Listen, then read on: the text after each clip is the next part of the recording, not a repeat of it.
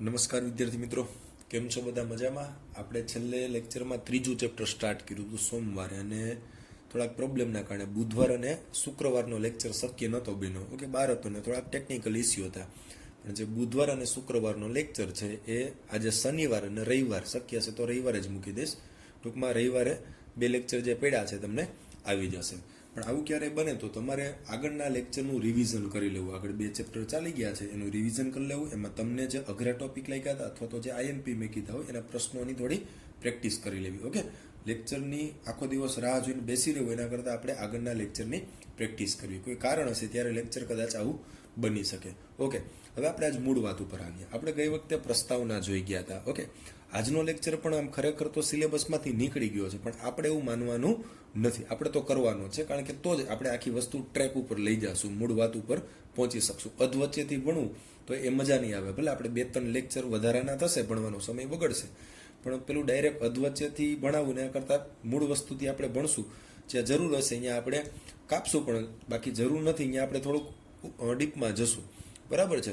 એટલે મતલબ કાપવાની જરૂર નથી, ત્યાં આપણે થોડાક ડીપમાં જશું અને સાથે લેશું. ભલે સિલેબસમાંથી નીકળી ગયો છે, પણ એ સમજવા જરૂરી છે મુદ્દાઓ. ઓકે, આપણે પ્રસ્તાવના જોઈ ગયા હતા અને આપણે આવર્ત કોષ્ટકની શરૂઆત કેવી રીતે થઈ, તત્વોનું વર્ગીકરણ કોણે કોણે પ્રયત્ન કર્યા હતા, કેવા પ્રયત્ન કર્યા એ જોઈ ગયા. છેલ્લે મેન્ડેલિફનો આવર્ત કોષ્ટક જોઈ ગયા હતા અને એનો આવર્ત નિયમ પણ જોઈ ગયા હતા. તત્વોના ગુણધર્મો તેના પરમાણુય ભારના આવર્તનીય હોય છે, મતલબ પરમાણુય ભાર પર આધાર રાખે. આ તો આજના ટોપિકનો આ પ્રશ્ન નથી, આ તો જસ્ટ યાદ અપાવવા માટે મેં પાછો લખ્યો છે.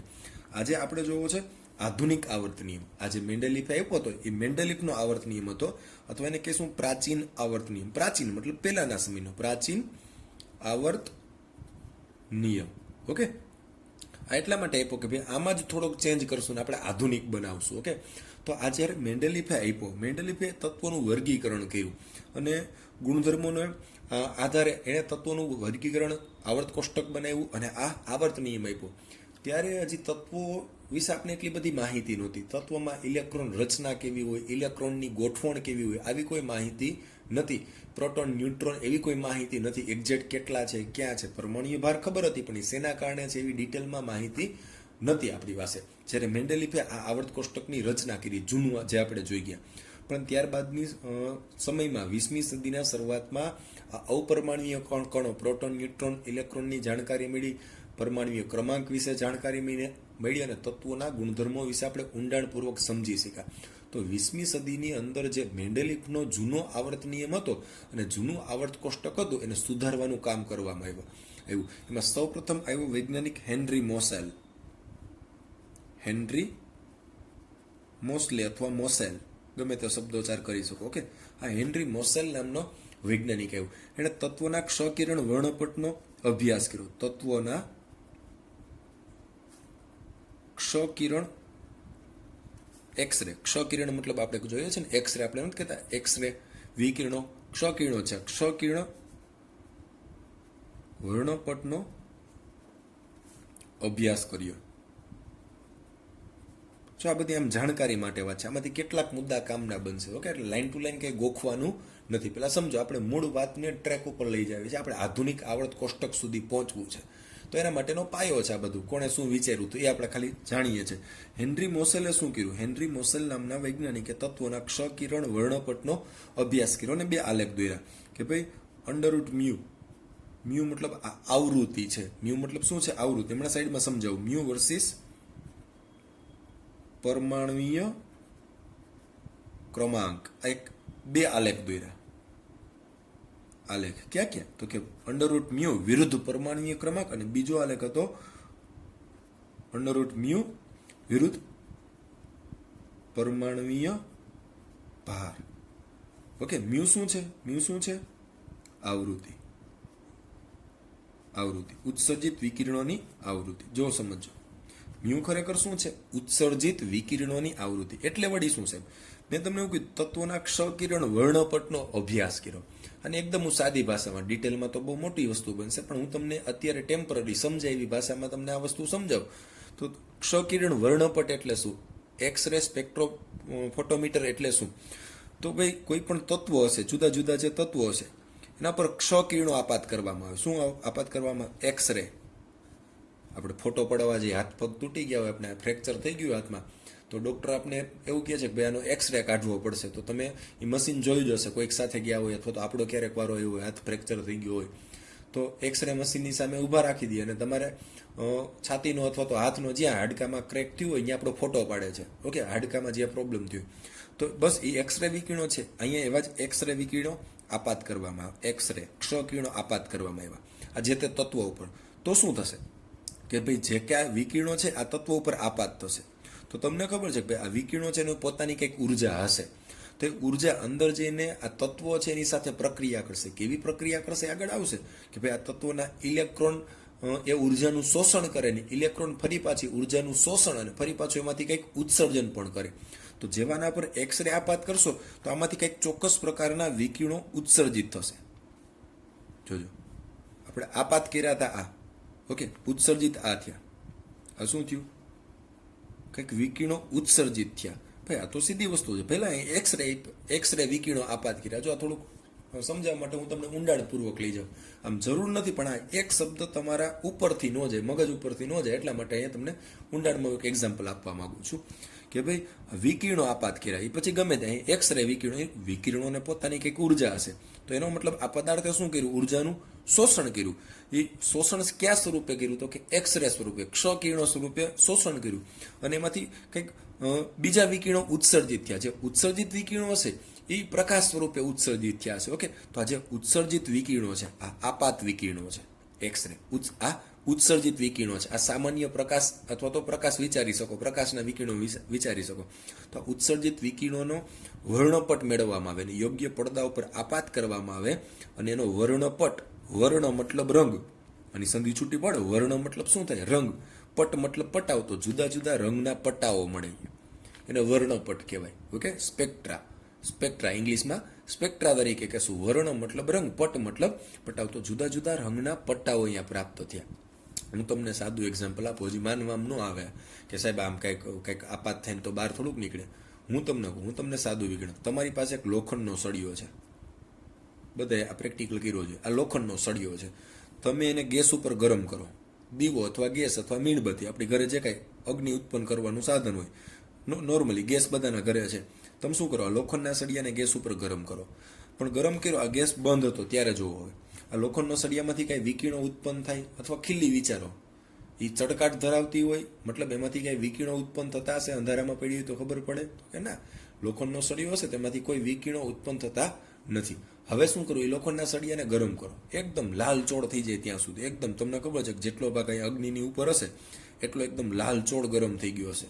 ઓકે, તો તમે આવો સળિયો જોયો જ હશે એકદમ. હવે તમે ગેસ બંધ કરી દો, રૂમની લાઇટે બંધ કરી દો, તો આ વિકિરણો આ સળિયો તમને લાલ રંગનો દેખાશે થોડો સમય સુધી, હજી જ્યાં સુધી ખૂબ જ ગરમ હશે ત્યાં સુધી. તો ખરેખર તમે આપી હતી અહીંયા શું આપી હતી? ઉષ્મા ઉર્જા આપી હતી, પણ એમાંથી પ્રકાશ ઉર્જા ઉત્પન્ન થઈ. જો લાલ રંગનો પ્રકાશ વિકિરણો ઉત્પન્ન થયા, મતલબ તમે કંઈક ઉર્જા આપી.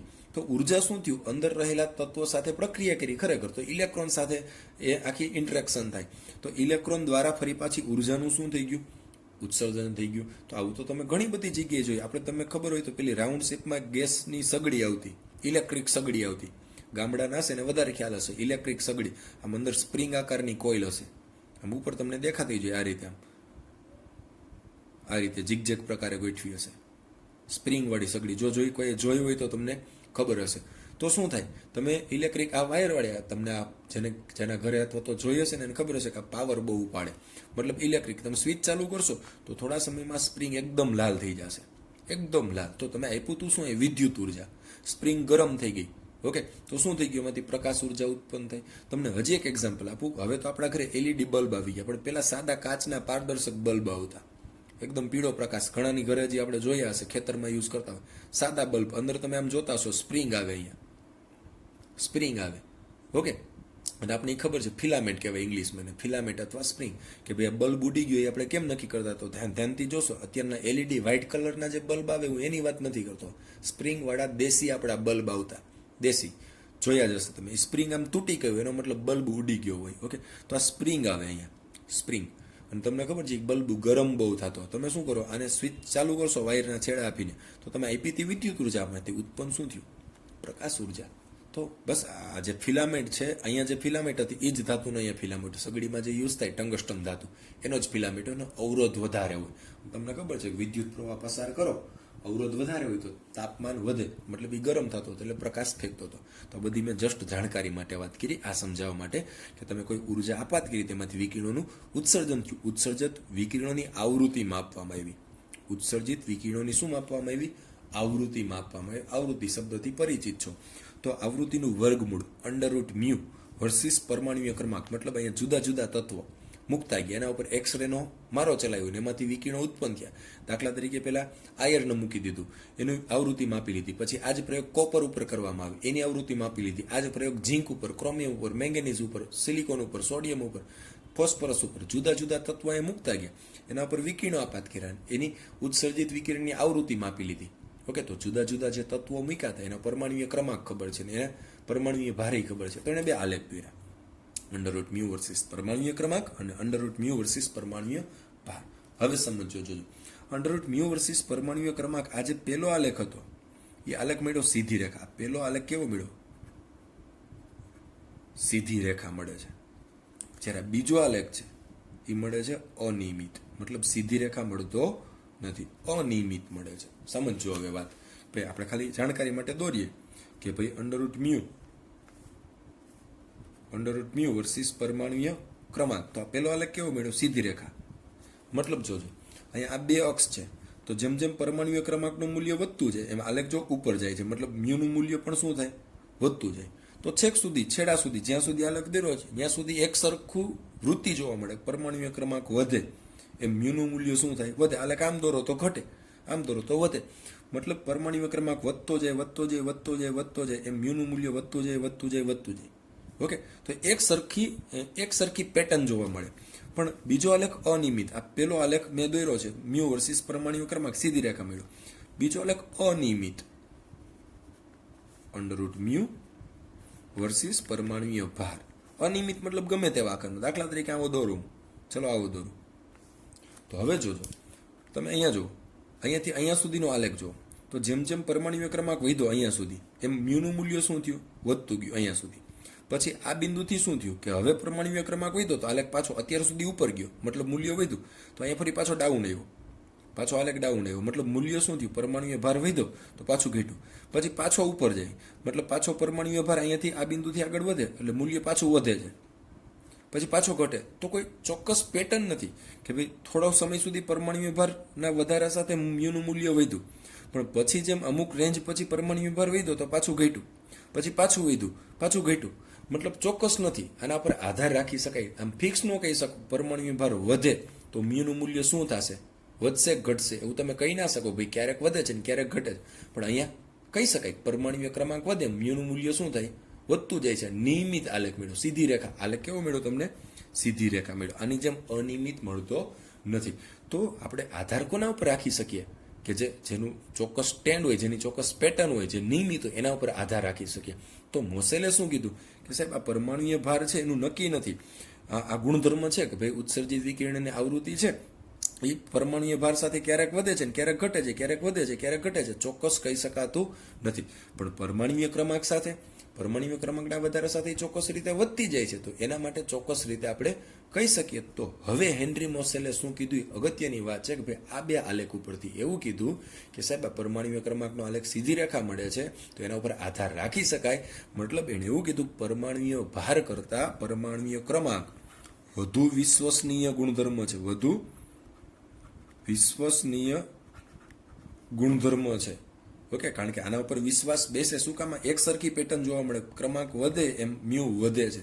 અહીંયા વિશ્વાસ ન બેસે, ક્યારેક વધે એમ, ક્યારેક વધે ને, ક્યારેક આ વધે એમ, ક્યારેક આ ઘટે. તો આના વધારા સાથે વધે પણ કરવું અને ઘટે પણ કરવું અનિયમિત છે, તો આના ઉપર એટલો બધો વિશ્વાસ મૂકી શકાય નહીં. તો આ કોઈ ગુણધર્મ છે, આપણે આવૃત્તિ લીધી છે, તો આવા તો બધા ગુણધર્મો. તો કે ભાઈ ગુણધર્મો છે એ પરમાણુય ભાર કરતા પરમાણુય ક્રમાંક ઉપર વધુ આધાર રાખે છે. તો તત્વનો પરમાણુય ભાર કરતા પરમાણુય ક્રમાંક વધુ મૂળભૂત ગુણધર્મ છે. તો એને એવું દર્શાવ્યું કે ભાઈ પરમાણુય ભાર કરતા પરમાણુય ક્રમાંક વધુ વિશ્વસનીય ગુણધર્મ છે. તો આપણે ખરેખર જો તત્વોનું વર્ગીકરણ કરવું હોય તો પરમાણુય ભારને આધારે, મેન્ડેલિફે શેના આધારે કર્યું હતું? પરમાણુય ભારના ચડતા ક્રમમાં ગોઠવ્યું હતું. તો એની જગ્યાએ આપણે શું કરવું જોઈએ? પરમાણુય ક્રમાંકને આધાર લેવો જોઈએ, કારણ કે આના કરતા આ વધુ વિશ્વસનીય ગુણધર્મ. આપણે હંમેશા આધાર કોનો રખાય? જે વધુ વિશ્વાસપાત્ર વ્યક્તિ હોય આપણે જીવનમાં એનો જ આધાર રાખીએ. ભાઈ નક્કી ન હોય કે ભાઈ આ બોલે એ કરશે નહીં, તો આપણે એની રાહ જોતા નથી. આપણે કેવા વ્યક્તિ ઉપર આધાર રાખીએ કે આપણે વિશ્વાસ હોય કે નહીં સાહેબ એ વ્યક્તિ કહે છે એટલે એ કરશે જ, આપણે એના ઉપર આધાર રાખીએ. તો આ વધુ વિશ્વસનીય ગુણધર્મ છે.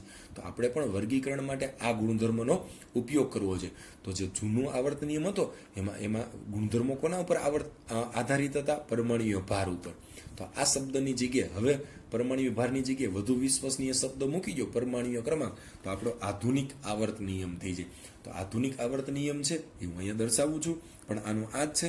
માત્ર એક શબ્દનો ચેન્જ કરીશ કે તત્વોના ગુણધર્મો, મતલબ એમાં બે આવી ગયા, ભૌતિક અને રાસાયણિક. તત્વોના ગુણધર્મો તેના પરમાણુય ક્રમાંકના આવર્તનીય હોય છે. પરમાણુય ક્રમાંકના આવર્તનીય હોય છે. મતલબ કે તત્વના ગુણધર્મો તેના પરમાણુય ક્રમાંક ના આવર્તનીય હોય છે. એની જગ્યાએ શું લખી શકાય? પર આધાર રાખે છે. તો તત્વના ગુણધર્મો તેના પરમાણુય ક્રમાંક પર આધાર રાખે. આ આધુનિક આવર્ત નિયમ છે. બે વિધાન યાદ રાખવાના છે. હું તમને એક્ઝામમાં પૂછું કે પ્રાચીન આવર્ત નિયમ લખો તો તમારે આ લખવાનો, આધુનિક આવર્ત નિયમ લખવાનો તો તમે આ લખવાનું. MCQ તરીકે પણ પૂછી શકું કે ભાઈ મેન્ડેલિફના મત મુજબ તત્વના ગુણધર્મો ખાલી જગ્યાના આવર્તનીય હોય છે, તો પરમાણુય ભારના. અથવા તો આ રીતે ન પૂછું, આ રીતે પૂછું કે ભાઈ પ્રાચીન આવર્ત નિયમ મુજબ તત્વના ગુણધર્મો ખાલી જગ્યાના આવર્તનીય હોય છે, તો પરમાણુય ભારના આવર્તનીય. પણ હું તમને પૂછું કે આધુનિક આવર્ત નિયમ મુજબ તો તત્વોના ગુણધર્મો તેના ખાલી જગ્યાના આવર્તનીય, મતલબ શું આવશે? પરમાણુય ક્રમાંકના આવર્તનીય. તમને કઈ ચોખવટ ન પાડે. ચલો તમને પ્રાચીન પૂછશે તમને ખબર પડી જાય કે ભાઈ જૂનો નિયમ યાદ કરવાનો. આધુનિક પૂછે તો તમને ખબર પડી જાય કે ભાઈ નવો નિયમ યાદ કરવાનો. પણ તમને કઈ કહે જ નહીં, તમને ખાલી આવું જ પૂછે કે ભાઈ તત્વોના ગુણધર્મો ખાલી જગ્યા ના આવર્તનીય હોય છે. આમાં ચોખવટ નથી પાડી પ્રશ્નમાં કે પ્રાચીનના આધારે પૂછ્યો છે કે આધુનિકના આધારે પૂછ્યો. તો આપણે કયો જવાબ અપાય? ઓપ્શનમાં બે ઓપ્શન, એ હોય પરમાણુય ભાર અને ઓપ્શન બી હોય પરમાણુય ક્રમાંક. અને પ્રશ્નમાં ચોખવટ નથી પાડી કે ભાઈ પ્રાચીન આવર્ત નિયમ મુજબ કોના ઉપર આધારિત છે એવું પૂછ્યું છે કે આધુનિક આવર્ત નિયમ મુજબ કોના ઉપર આધારિત છે એવું પૂછ્યું. તો આવી કોઈ જગ્યાએ ચોખવટ પાડી હોય તો સીધી વાત છે ભાઈ પ્રાચીન મુજબ કોના? તો કે પરમાણુય ભાર. આધુનિક મુજબ કોના? તો કે પરમાણુય ક્રમાંક પર આવર્તની હોય છે.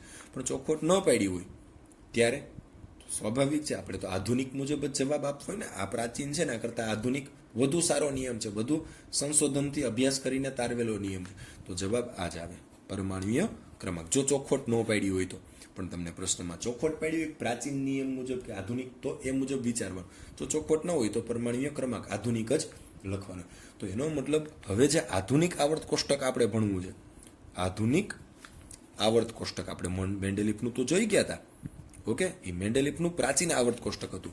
હવે આધુનિક આવર્ત કોષ્ટક છે તો એમાં તો હવે આપણો વધુ વિશ્વસનીય ગુણધર્મ આપણે પ્રાપ્ત થઈ ગયો. કયો? પરમાણુય ક્રમાંક.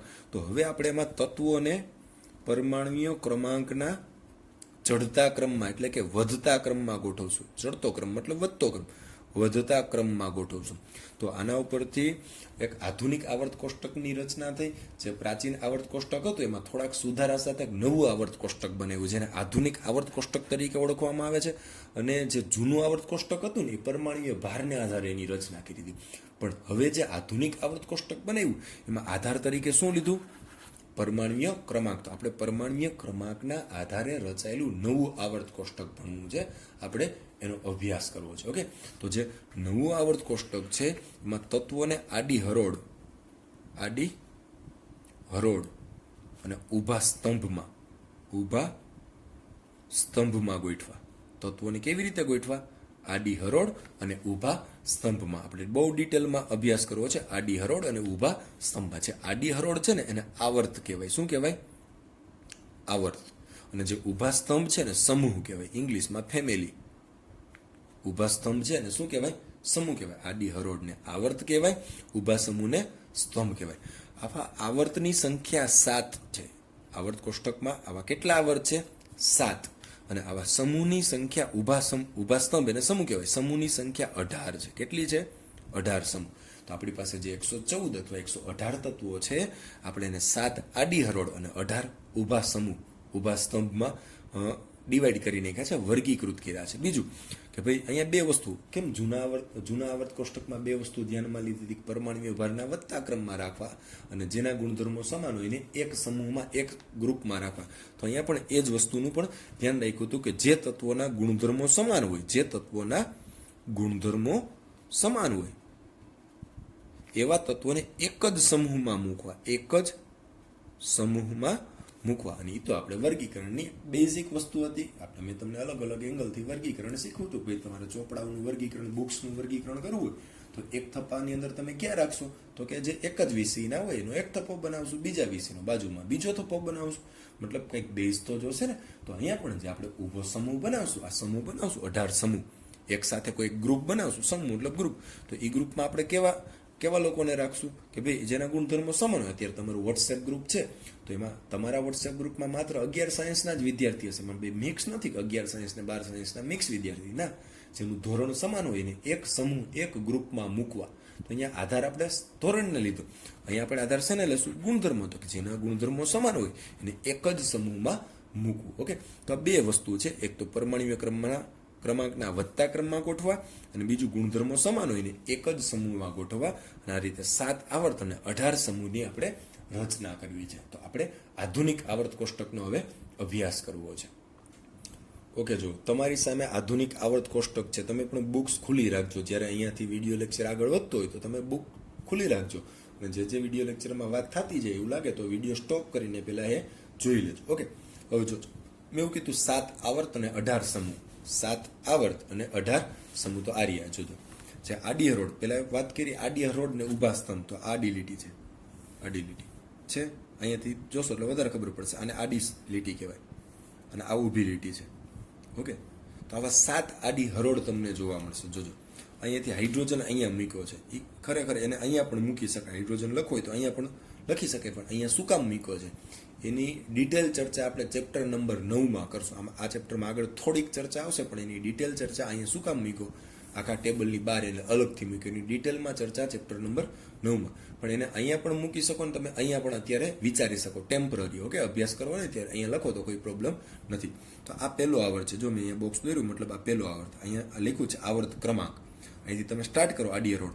તો આ પહેલો આવર્ત, આ બીજો, આ ત્રીજો, આ ચોથો, આ 5, 6 અને 7. પછી એમ ન કહેતા કે સાહેબ આ 7 પૂરા થઈ ગયા, 8 અને 9. 8 અને 9 નથી, એ છઠ્ઠો અને 7મા આવર્તમાં કાપીને મૂક્યા છે. તમે અહીંયા જો બહુ નિરાત હોય બધી વસ્તુ, આ બહુ ડિટેલમાં છે આવર્ત કોષ્ટક. અહીંયા આ છઠ્ઠો આવર્ત છે તો એનો 57 નંબર, પછી જો 57 થી સીધો 72 આવ્યો, આવું અગાઉ ક્યાંય નહીં બન્યું. તમે અહીંયાથી જોશો હાઇડ્રોજન 1 નંબર, પછી હિલિયમ 2 નંબર, પછી લિથિયમ 3, બેરિલિયમ 4, પછી 5, 6, 7, 8, 9, 10, 11, 12, 13, 14, 15, 16, 17, 18, 19, 20, 21, 22, 23, 31, 32, 33 છેક સુધી ક્રમ જળવાય. ક્યાંય પેલું આમ તેમ નથી થતું, અપવાદ નથી, એકદમ પરમાણ્વીય ક્રમાંકના વધતા ક્રમમાં જ ગોઠવા થતો. આપણે કીધું છે પરમાણ્વીય ક્રમાંકના વધતા, તો પહેલેથી સ્ટાર્ટ કરીએ તો 1, પછી 2, પછી 3, 4, 5, 6, 7 ક્રમમાં જ ગોઠવા. પણ અહીંયા જો 57 પછી 72 આવી ગયો, તો મતલબ 58 થી 71 ક્યાં, તો એને ખાલી જસ્ટ અભ્યાસ માટે નીચે દર્શાવ્યા. આટલો ટુકડો 58 થી 71 નંબર જો અહીંયા દર્શાવ્યા, 58 થી 71 સેરિયમ થી લ્યુટેશિયમ. બીજું એની નીચે જુઓ, મતલબ આ છઠ્ઠી લાઈન છે એને જ કાપીને નીચે દર્શાવી. તો આ ખરેખર આવર્ત નંબર 6 છે, એને છઠ્ઠી લાઈનને ખાલી અહીંયા દર્શાવી નથી, એને અભ્યાસની સરળતા ખાતર ખાલી એને અલગથી લખ્યા છે. બીજું અહીંયા જો 89 થી 104, તો 90 થી 103 ક્યાં, તો કે આ 90 થી 103. તો આ ખરેખર 7મી હરોળને કાપીને આ 7મી હરોળનો ટુકડો ખાલી અભ્યાસ માટે નીચે લખ્યો, તો ખરેખર આ 7મો આવર્ત છે. ઓકે, તો ટોટલ આવર્તની સંખ્યા 7 છે. પછી ઘણા લોકો ગણતા અહીંયાથી આવશે 1, 2, 3, 4, 5, 6, 7, 8, 9. નહીં હો, 9 આવર્ત જ નથી, 7 જ આવર્ત છે. બાકી નવું સંશોધન તમારા હાથે થઈ જશે, એટલે એવી ભૂલ ન કરતા. આ છઠ્ઠી અને 7મી લીટીને કાપીને જ આ 14 તત્વોને નીચે દર્શાવે. તો 7 આવર્ત છે. આ આડી હરોળ એને આવર્ત કહેવાય, આડી હરોળ. ઓકે, સ્તંભ, આને સ્તંભ કહેવાય. Lithium, sodium, potassium, rubidium, caesium અને ફ્રાન્સિયમ, અને સ્તંભ કહેવાય. આવા 18 સમૂહ છે. જો ઉપર નંબર પણ લખ્યો છે, 1, 2, 3, 4, 5, 6, 7 લખ્યો છે. ક્યાં સુધી? 18 સુધી. ઓકે, હવે જો એની નીચે રોમન આંકમાં લખ્યા છે 1A, 2A, 3A 4A 5A 6A 7A, પછી આ 3ને 8 કહી દીધું, પાછું અહીં 1B 2B 3B 4B 7B, પછી અહીં 0 કહી દીધું. હવે ખરેખર છે ને આ જૂની સિસ્ટમ છે, આ નવી સિસ્ટમ છે. જૂની સિસ્ટમ પહેલાં તો મેં એવી વાત કરી કે ભાઈ આ ઊભી લીટી છે, ઊભી હરોળ, એને સ્તંભ અથવા સમૂહ કહેવાય. એને શું કહેવાય? સમૂહ. ઓકે, આવા 18 સમૂહ છે. એને જૂની સિસ્ટમ મુજબ પહેલાના સમયમાં એને રોમન આંકમાં નંબરિંગ આપ્યું હતું 1 2 8 3, પણ આધુનિક સમયમાં એને 1 થી 18 નંબર આપી દીધા. તો આપણા કામની વસ્તુ આ છે 1 થી 18, એટલે 1 2 3 એ જાણકારી માટે છે, તમારે એમાં ઊંડું ઉતરવાની જરૂર નથી. જ્યાં જે આમાં અમુકને યાદ રાખવા પડશે, આપણે એ જરૂર પડશે ત્યારે હું કહીશ, અત્યારે યાદ નથી રાખવું. તમારે અત્યારે 1 થી 18 નંબર યાદ રાખવાના છે. આ પહેલો સમૂહ, આ બીજો સમૂહ, આ ત્રીજો, ચોથો, પાંચમો, મતલબ ત્રીજો સમૂહ મતલબ આટલા તત્વો, ચોથો સમૂહ મતલબ આટલા તત્વો, પાંચમો સમૂહ મતલબ આટલા, આ 13મો boron, aluminium, gallium, indium, thallium. Okay, આ કાર્બન, સિલિકોન, જર્મેનિયમ, ટીન અને લેડ. ઓકે, તો આ 18 સમૂહ છે. આ કેટલા સમૂહ છે? 18. તો 7 આવર્ત ને 18 સમૂહ. તમારે 1A 2A 3 એ અત્યારે કરવાનું નથી, લખવાનું પણ નથી. ઓકે, તમારે આ લખવાનું છે ઉપર 1 2 3 4. આ જો આખું આવર્ત કોષ્ટક તમારે તમારી બુકમાં દોરવાનું થશે. હું કહું એટલું જ. ઓકે, આ ઇલેક્ટ્રોન રચના અત્યારે લખવાની નથી. હું કહીશ 3-4 વાર તો આવર્ત કોષ્ટક દોરશો ને ત્યારે તમે થોડુંક એમાં સમજી શકશો. એટલે આની પ્રેક્ટિસ કરવી પડશે. હજી આ પહેલો લેક્ચર છે, ધીમે ધીમે બધું સમજાશે ને આ આખું આવર્ત કોષ્ટક તમને મોઢે રહી જશે, એ હું તમને ગેરંટી આપું. આજ નહીં, થોડોક ટાઈમ લાગશે, 2-3 લેક્ચરની વાત થશે, પણ આખું આવર્ત કોષ્ટક તમે આમ હાથ મૂકીને બોલી શકશો કે સમૂહ નંબર 13 મતલબ બોરોન, એલ્યુમિનિયમ, ગેલિયમ, ઇન્ડિયમ અને થેલિયમ. આવ્યું બોરોન, એલ્યુમિનિયમ, ગેલિયમ, ઇન્ડિયમ અને થેલિયમ.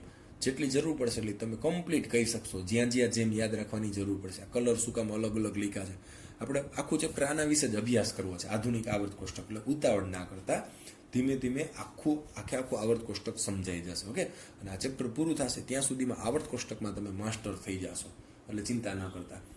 ઓકે, તો 7 સમૂહ, 7 આવર્ત ને 18 સમૂહ, એમાંથી છઠ્ઠા અને 7મા સમૂહને આવર્તને કાપીને અલગ અલગ રીતે દર્શાવ્યું. તો 7 આવર્ત છે. પહેલા આવર્તમાં સભ્ય ગણો તો હાઇડ્રોજન છે, એ પહેલા આવર્તનું પ્રથમ સભ્ય. અહીંયા હાઇડ્રોજન વિચારો તો આવર્ત કોષ્ટકનું પ્રથમ સભ્ય કોણ?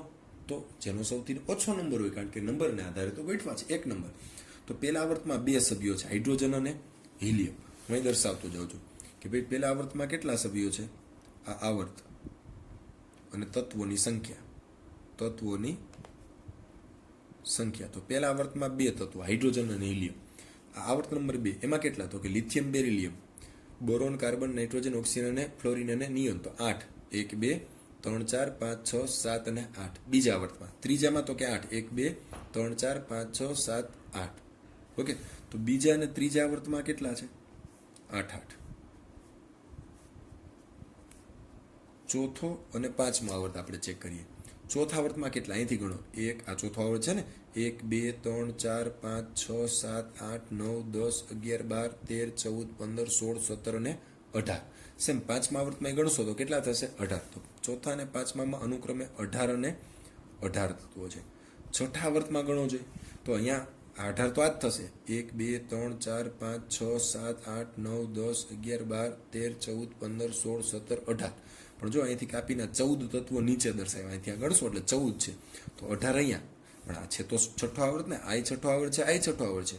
તો 18 અહીંયા લખ્યા છે ને, ખાલી અલગથી લખ્યા છે અભ્યાસની સરળતા ખાતર. બાકી આ ટુકડો અહીંયા જ આવવો જોઈએ. ઓકે, તો 18 અહીંયા, 14 અહીંયા, 18 ને 14 32. તો છઠ્ઠા આવર્તમાં કેટલા છે? 32. સાતમો આવર્ત ખરેખર અધૂરો છે, ટેકનિકલી ગણવા જાવ તો અધૂરો છે.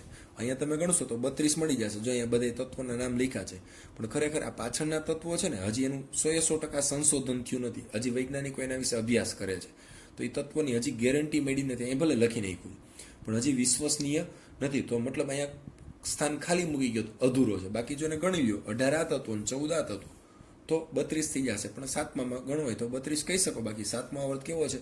અધૂરો. હજી એના વિશે અભ્યાસ ચાલે છે. તો આજે કઈ આવર્ત છે, જુદા જુદા આવર્ત, 1 થી 7 આવર્ત ને દરેકમાં કેટલા તત્વોની સંખ્યા છે? ભાઈ અનુક્રમે 2 8 8 18 18 32. અને સાતમો આવર્ત અધૂરા આવર્ત તરીકે આપણે ગણીએ છીએ. ઓકે, તો આ આધુનિક આવર્ત કોષ્ટક છે. હવે આજે તમારે શું કરવાનું? આવું આવર્ત કોષ્ટક દોરવાનું છે. જોજો કેવી રીતે, હું કહું એ રીતે. તમારે આડું પેજ રાખવાનું, અમારી જેમ. ઊભા પેજમાં નહીં સમાય, ખીચડો થઈ જશે. આડા પેજમાં. બીજું, તમે દોરો ને ત્યારે આજે શું શું લખવાનું છે?